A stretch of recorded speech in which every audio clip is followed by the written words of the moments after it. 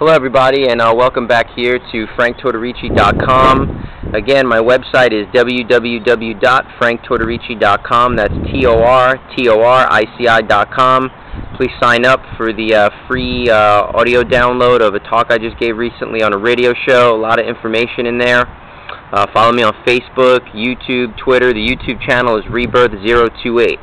So I want to welcome you guys here today. I want to briefly touch on the importance and the difference between wild fish and farm-raised fish.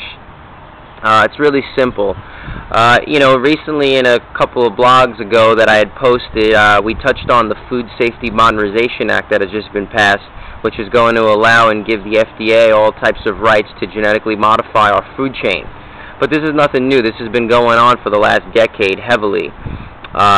Corn, soy, and wheat are the three most genetically modified crops in America. And we've been seeing over the last, 7 or 8 years, genetically modified fish coming onto our plate, I guess you could say. We are on the verge of seeing a lot more of that. But we've been exposed over the last few years that's been on our plate is farm-raised fish. Now, particularly salmon, let's say. Salmon, as we all know, is a pink, reddish, orange type looking fish.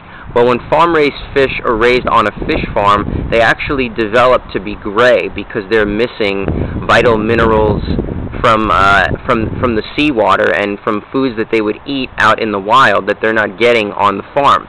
So in the wilderness, in the wild, a wild salmon normally eats krill, which is a certain type of a fish that is pretty much toxin-free.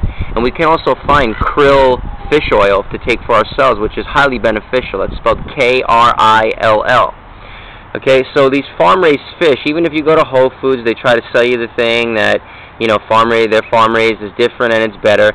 But really, like Jack LaLanne said it best, if God made it, eat it. If man made it, don't eat it. And it's very simple. And, whether Whole Foods has a different type of a practice, most of these farm-raised fish are fed genetically altered types of food pellets that contain canola oil, soy, processed chicken pieces, genetically modified corn and grains, and they're still feeding them.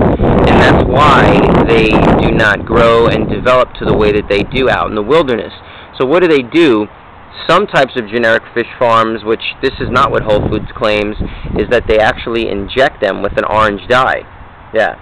But Whole Foods, on the flip side, from what I've read, is that they actually feed them beta-carotene type pellets from carrot forms, and that helps turn their flesh to orange.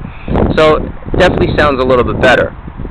But really, again, at the end of the day, if us as human beings are looking for our food to have a medicinal benefit on our body, then the best, easiest, and safest, simplest way is, again, if man made it, don't eat it.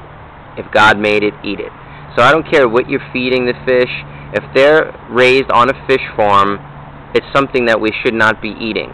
Now, there are fish farming practices that do have them out in open water, but they are sectioned off. That's a bit better, but you have 85% of the fish farms that are out there actually in pools, and you get a lot of bacteria growth. Obviously, there's a lot of fecal matter rolling around in there, and bacteria and fungus is growing, and that's when they start feeding the fish antibiotics and all other kinds of crazy things, and it's just not a healthy situation. So when you guys do go out to eat and you're at different types of restaurants, I've gotten looked at like I've had 10 heads one time. It was the funniest thing when I asked the waiter, is this fish wild or is it not? Most waiters in restaurants don't even know, but a lot of them are becoming hip to it today, depending on where you're located on the map.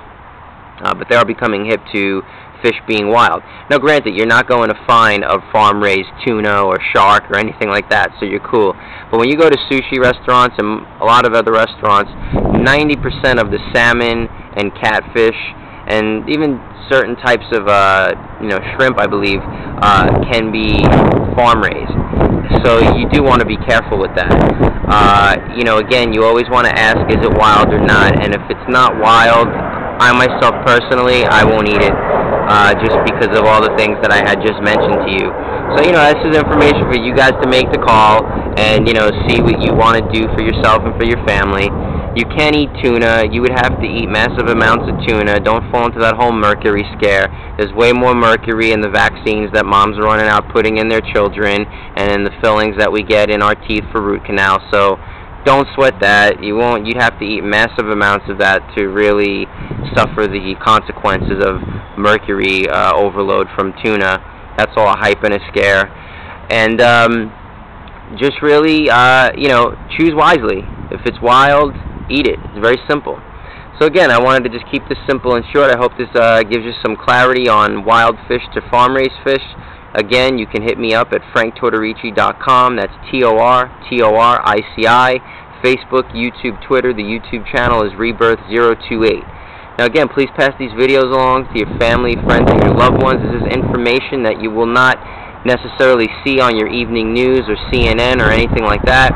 This is information that we all have to seek out and get it out. It's our duty as citizens to enrich ourselves with this knowledge of food and pass it all around to our family and friends, because this is information that will keep us alive, well, and healthy without depending on a pill from a pharmaceutical company to alleviate our aches and pains and keep us healthy and strong with an immune system.